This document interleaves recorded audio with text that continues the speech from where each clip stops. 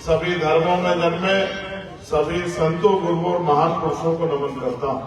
और उनमें भी राष्ट्रपिता ज्योतिबा फूले, छत्रपति साहू जी महाराज, छत्रपति शिवाजी महाराज, डॉक्टर बाबा साहब अम्बेडकर और माननीय काशीराम साहब को आज इस महत्वपूर्ण दिन पे याद करता हूं।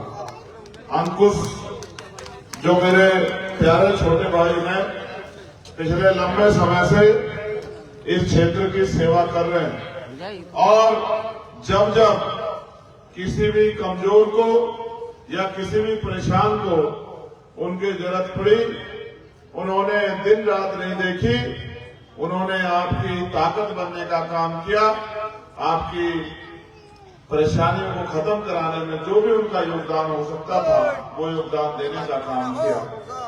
ये लोकतंत्र है और लोकतंत्र की खूबसूरती ये है कि यहाँ रानी का बेटा ही राजा नहीं बनता।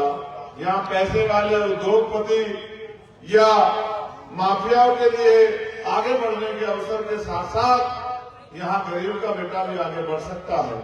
जब बाबा साहब अम्बेडकर ने हमें वोट का अधिकार दिलाया था और जब ये वोट का अधिकार दिलाने में कॉन्स्टिट्यूशन असेंबली में चर्चा हुई तो यहाँ के पैसे वाले लोग तैयार नहीं थे कि हर व्यक्ति को वोट का अधिकार मिल जाए।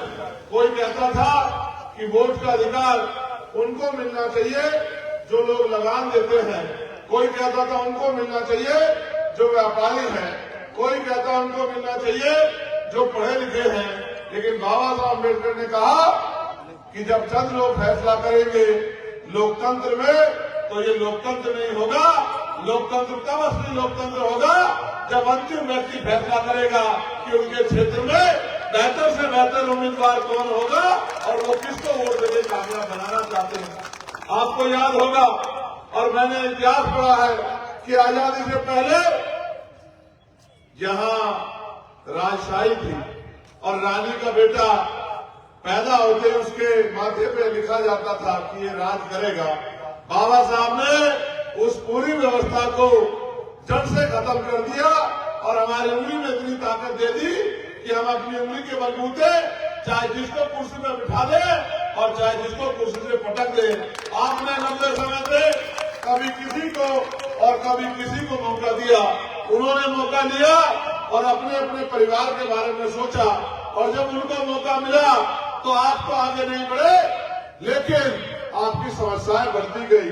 जिस तरह देश में महंगाई बढ़ रही है, जिस तरह देश में बेरोजगारी बढ़ रही है, जिस तरह नफरत धर्म के नाम पे, जाति के नाम पे बढ़ रही है, जिस तरह लोगों को डराया धमकाया जा रहा है और ये एक सोची समझी रणनीति है कि लोगों को डराओ और उनके वोट को अपने खेमे में ले आओ और जनता भी डरकर वोट देने का काम करती है। जबकि वोट हमारा हथियार है और वोट ये बात तय करके देना चाहिए कि जिसको हम वोट दे रहे हैं वो हमारी लड़ाई लड़ेगा नहीं लड़ेगा, हमारी आवाज बनेगा नहीं बनेगा, हमारी समस्या का हल करेगा नहीं करेगा, हमें मुसीबत से बाहर निकालेगा नहीं निकालेगा, हमारे क्षेत्र को आगे बढ़ाएगा नहीं बढ़ाएगा।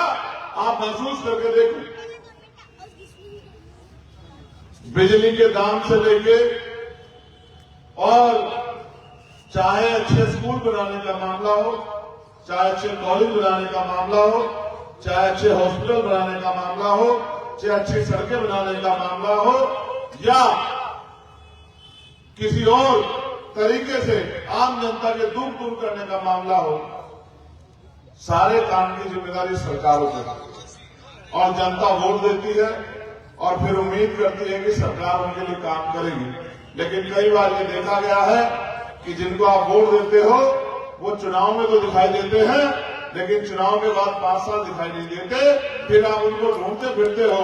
लोकतंत्र में तो आप अपनी वोट से अपनी ताकत देके अपने लिए काम करने वाले व्यक्ति को चुनते हो, मगर जिनको आप वोट देते हो उनको ये लगता है कि अब वो मालिक हो गए हैं, पहले कोई और मालिक था, अब हम मालिक बन गए हैं, जनता बेवकूफ है, जनता को हमने ठग लिया है, अब ये ठगी बंद करने का समय आ गया है। क्योंकि आपके बीच में एक बहुत ही शानदार काम करने वाला और लोगों के दुख सुख का साथी मेरा छोटा भाई अंकुश कोचे यहाँ मैदान में है और जहाँ एक तरफ बड़े बड़े पैसे वाले बड़े धरना से बड़े बड़े ताकतवर लोग मैदान में है, वहीं बाबा साहब अम्बेडकर के रास्ते पर चल के भाई अंकुश ने भी तय किया है कि वो इस क्षेत्र की सेवा करेंगे, इस क्षेत्र का बेटा बनके इस क्षेत्र की समस्याओं का हल करेंगे।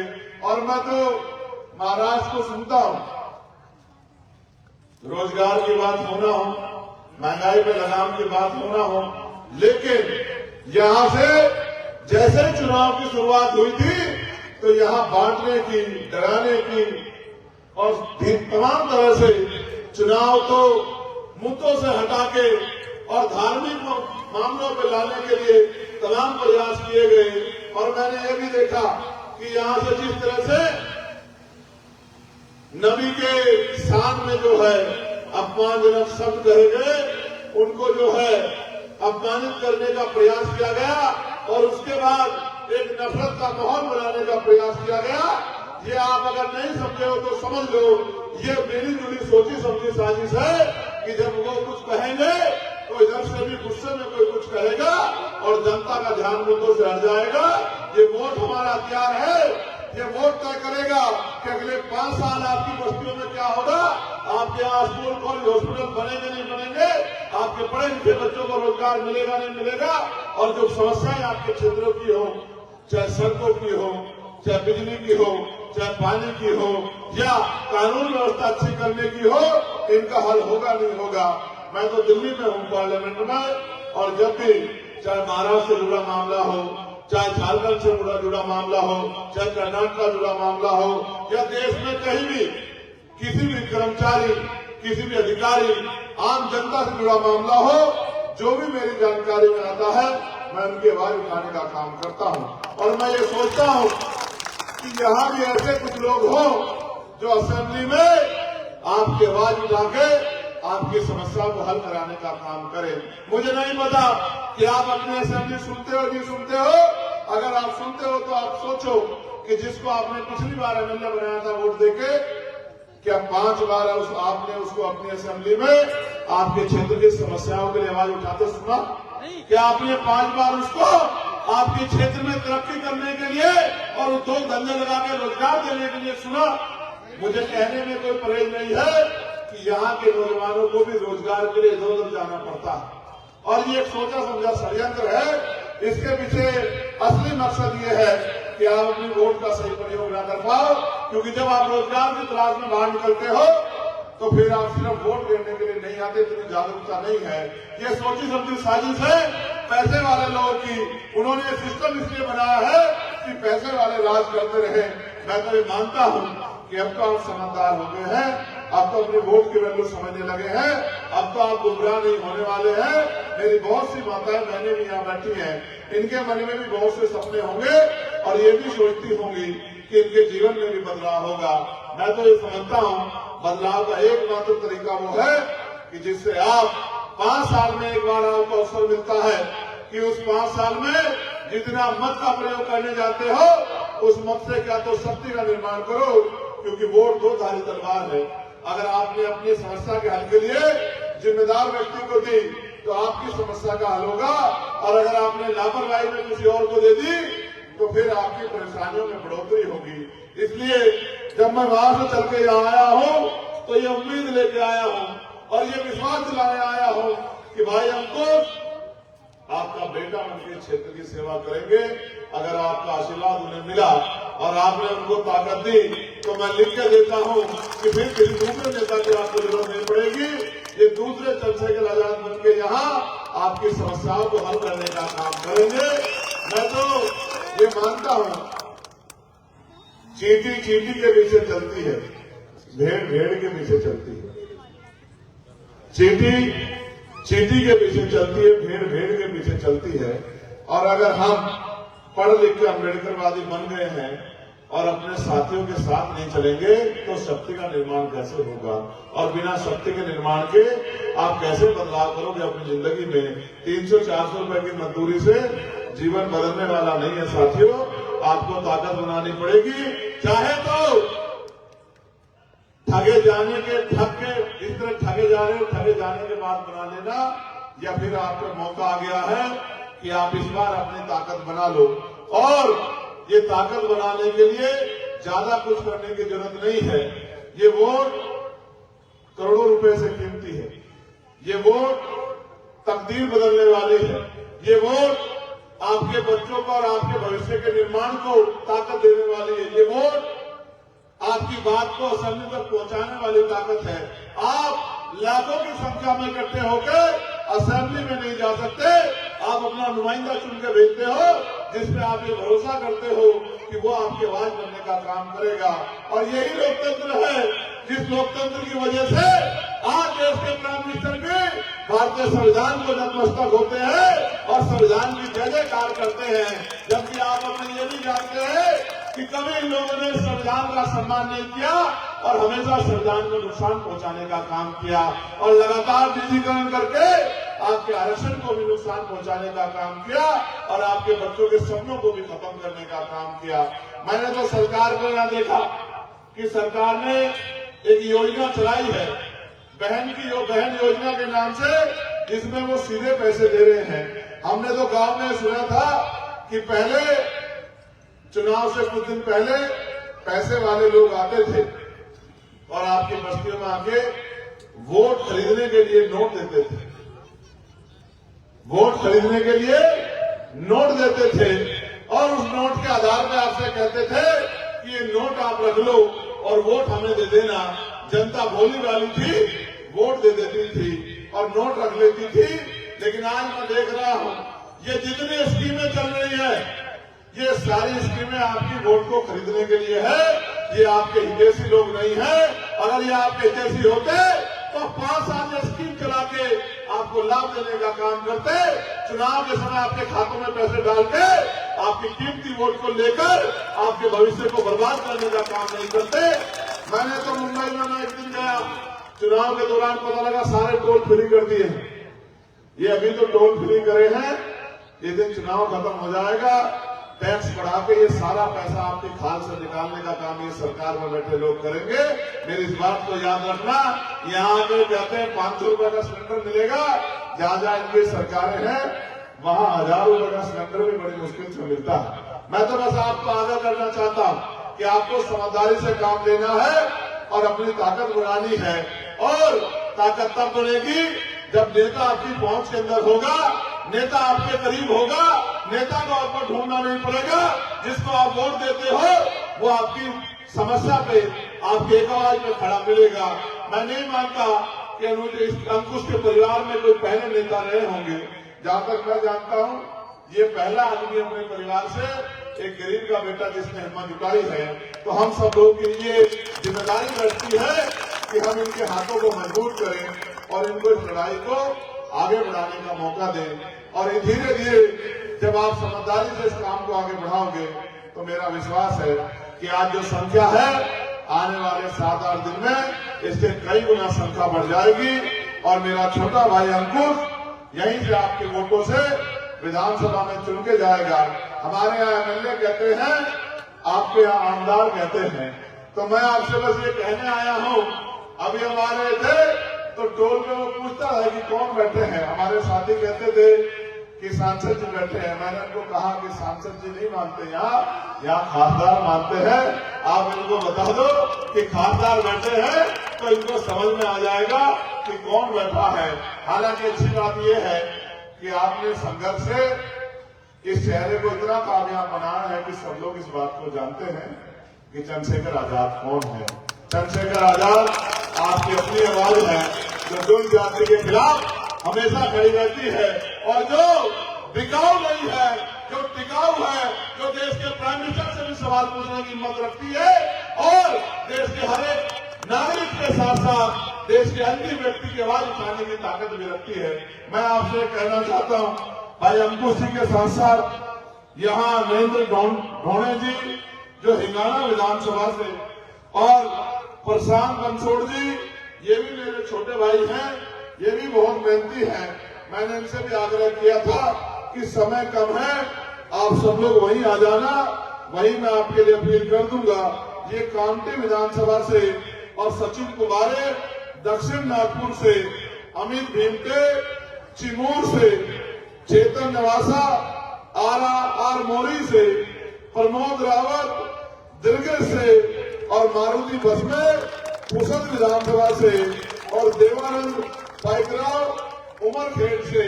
आप ये जानते हो, मेरा ये मानना भी है कि लोकतंत्र में जनता मालिक होती है और जब मालिक किसी चीज का निर्णय लेता है तो बहुत सोच समझ के लेता है। मैं मानता हूं और आपको भी तय करना है कि आज देश किस ओर जा रहा है, जहां एक तरफ संविधान का खतरा है, वहीं दूसरी तरफ देश महंगाई और कर्ज के इस भयानक दौर में है कि लगातार महंगाई बढ़ रही है, आमदनी नहीं बढ़ रही है और कर्ज भी पहले से कई सौ गुना बढ़ गया है। मुझे लगता है अगर सर्वे कराएंगे तो हर व्यक्ति पे 50,000 के लगभग कर्ज बैठेगा। सरकारें कर्ज को हमारे नाम पे लेती है और अपनी तिजोरी भरने का काम करती है। एक एमएलए जो एक योजना में एमएलए रहता है करोड़पति अरबपति हो जाता है और जनता गरीब की गरीब रह जाती है। हाल तो ये है कि जनता के पास रहने को मकान नहीं है, जबकि भारतीय संविधान ये अधिकार देता है कि हर व्यक्ति को रोटी कपड़ा मकान सरकार की जिम्मेदारी होगी। अच्छे पीने के लिए अच्छे पानी और रहने के लिए अच्छे मकान और खाने के लिए भोजन और पहनने के लिए कपड़ा, ये सब सरकार तय करके तैयार करके देगी, क्योंकि इसी के लिए हम उनको टैक्स देते हैं। हमारे बच्चों के लिए पढ़ने के लिए स्कूल और इलाज के लिए अच्छे हॉस्पिटल सरकार बना के देगी, क्योंकि हम उनको टैक्स देते हैं। लेकिन सरकारों ने तो अपने पूंजीपति मित्रों को खुश करने के लिए बड़े बड़े प्राइवेट स्कूल और बड़े बड़े प्राइवेट हॉस्पिटल बना दिए हैं। इन प्राइवेट हॉस्पिटल में ना तो गरीब का इलाज होता और ना ही गरीब घुस पाता है। इन प्राइवेट स्कूलों में ना गरीब का बच्चा घुस पाता है, ना गरीब का बच्चा शिक्षा ले पाता है।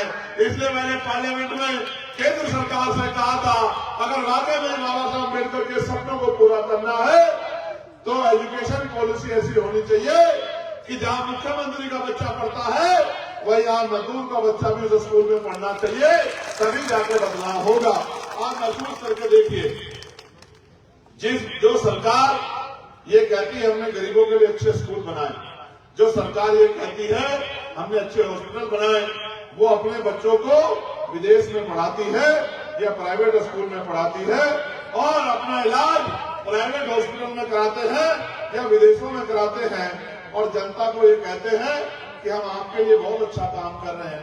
आप ये सोचो, अगर सरकारी स्कूलों में बहुत अच्छी शिक्षा मिलती और सरकारी हॉस्पिटलों में बहुत अच्छा इलाज मिलता तो फिर ये अपने बच्चों का और अपना इलाज भी सरकारी हॉस्पिटल में कराते और अपने बच्चों को भी सरकारी स्कूल में पढ़ाते। ऐसा तो कुछ नहीं दिखता, लेकिन एक प्रथा सरकार ने चलाई थी कि सरकारी स्कूल बंद करके उनका निजीकरण किया जा रहा था। मैं धन्यवाद दूंगा अमरावती की टीम को कि उन्होंने सरकार की ईंट शेट बजा के उस नियम को, उस कानून को वापस कराने का काम किया और अपनी लड़ाई को, जो बाबा साहब अम्बेडकर हमें रास्ता दिखा के गए हैं कि हमें अपने हकों की लड़ाई सदन में तो लड़नी है लेकिन सड़क पे भी लड़नी है, उसका प्रयोग करके संविधान की ताकत से सरकार को झुकाने का काम किया। मैं महाराष्ट्र की तरफ देखता हूं तो महिलाओं को देखता हूं कि वो घर चलाने के लिए पुरुषों के बराबर काम करती है। कभी कभी लगता है कि हम राष्ट्र के सम्मान की बात करते हैं। जिस प्रदेश में या देश में बहन बेटियों का अपमान हो, मैं समझता हूं वो सबसे शर्मनाक उस प्रदेश के लिए और राष्ट्र के लिए है। लेकिन जनता भूल जाती है।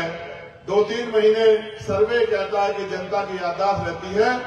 जहां जिन सरकारों में गरीबों को जुल्म होता हो, गरीबों के घर उजाड़े जाते हो, गरीबों की बस्तियां उजाड़ी जाती हो, उन्हीं सरकारों को हम पुणे वोट देकर ताकत देते हैं।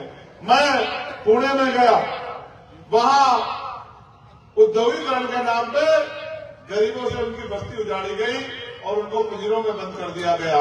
मैं अमरावती गया, मैं महाराष्ट्र के मुंबई में गया, जहां जहां गरीबों की बस्तियां उजाड़ी गई मैं वहां गया और मैंने जाके देखा कि उनके घर छीन के उनको छोटे छोटे डब्बों में बंद कर दिया है। तो उससे एहसास होता है कि सरकार जितना ख्याल उद्योगपतियों का रखती है पैसे वालों का रखती है, उसमें 1% ख्याल भी आम जनता का नहीं रखती। इसलिए जनता को भी समझदारी से अपनी वोट का प्रयोग करना चाहिए। और मेरा विश्वास है कि इस बार आप अपनी एक एक वोट का इस्तेमाल इन निकम्मी सरकारों को सबक सिखाने के लिए और इनके झूठे गठबंधनों को वोट की चोट से मुंहतोड़ जवाब देने के लिए करोगे और आप अपने बीच के साथियों को ताकत देने का काम करोगे। मेरे पास समय की कमी है, मेरे सम्मानित भाइयों बहनों, मेरे पास समय की कमी है। मुझे कल फिर प्रचार में लौटना है, लेकिन मैं क्या कह सकता हूं, जनता को फैसला करना है।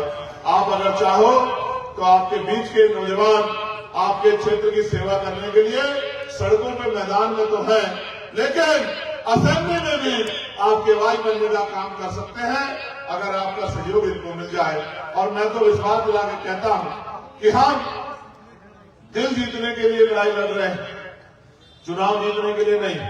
चुनाव तो आपने बहुत लोगों को जिताए, बहुत लोग एमपी एमएलए बनाए, लेकिन शायद उन्होंने कभी आपकी समस्या को समस्या भी नहीं समझा।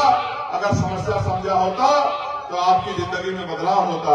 हम तो दिल जीतने के लिए चुनाव लड़ रहे हैं कि आपके दिलों में जगह बना सके और आपके प्यार सहयोग से आपकी गरीबी, बेबसी, लाचारी की बेड़ियों को काट के, जैसे बाबा साहब ने कहा था कि जीवन जीना कोई बड़ी बात नहीं है, बड़ी बात यह है कि स्वाभिमान सम्मान के साथ जीना, बड़ी बात यह है कि हक अधिकार के साथ जीना, और बड़ी बात यह है कि जो अधिकार संविधान में लिख के दिए हैं उन अधिकारों को प्राप्त करना।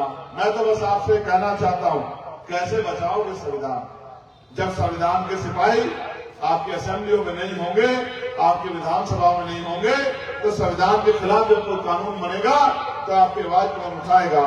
अब मौका आ गया है, ये मौका 5 साल में दोबारा आएगा। एक बार चूक जाओगे तो 5 साल तक पछताना पड़ेगा, और इस बार समझदारी दिखा ली तो 5 साल तक परेशान नहीं होना पड़ेगा।